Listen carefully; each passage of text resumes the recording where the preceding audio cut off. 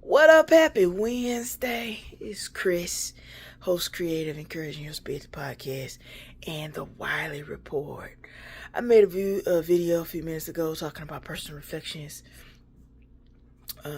National Coming Out Day, what coming out has been and represented in my life, and I was still thinking about it, so I guess we can call this side B of the mixtapes. Two other thoughts and then I'm gonna let it go. I think for me, coming out has been an ever evolving process, because I can say that, while in the other video I'm talking about what it is like at work, to work in a space where you're, visibly get to be yourself and you get to be out. Or I didn't talk about the fact in information science, having professors that honor you by your pronouns.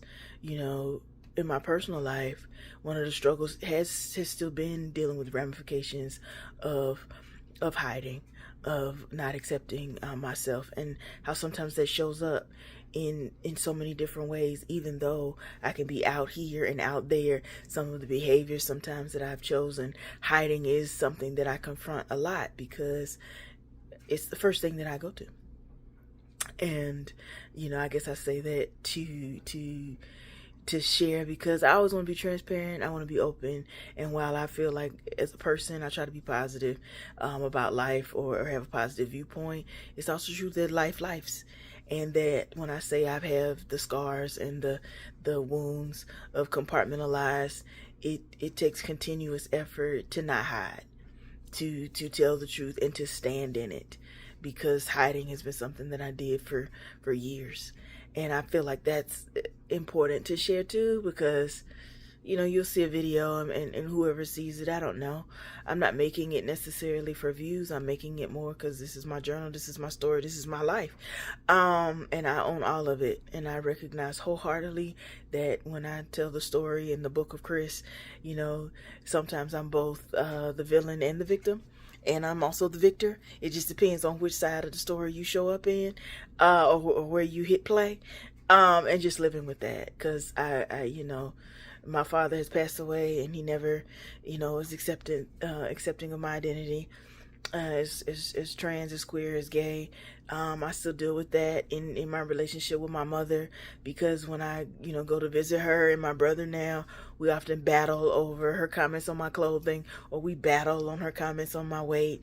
And I guess I say that because when I'm telling you that we, the urban, and therapists and friends and family, in terms of my spouse, or my wife, as I'm saying, and others, are so, and online communities are so integral in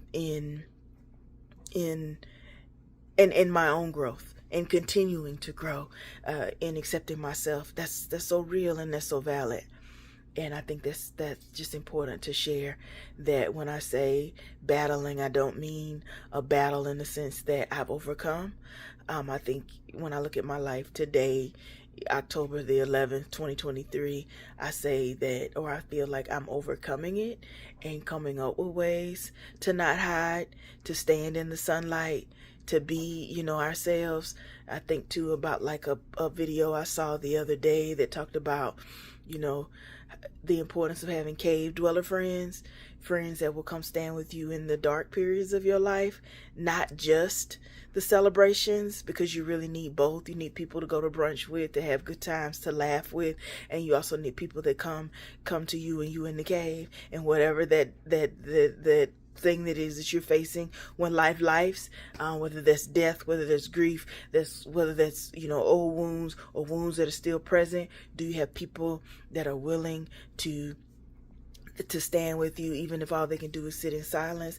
And I think that too is a part of coming out, because for some people, coming out is identity and expression of LGBTQ+, and for some people, coming out means something totally different. And we get to choose, and we get to decide what that means and how we show up in the world.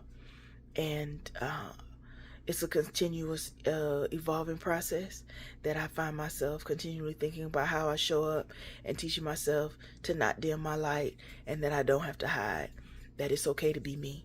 And I have to stand in the mirror and say that to myself so many times, because I often find myself going in spaces and places where there are very few people who look like me, or I just don't fit the story that everybody else has, and being okay and cool with Chris.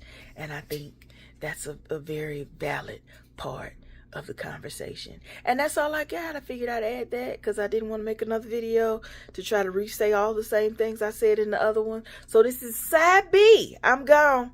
Peace.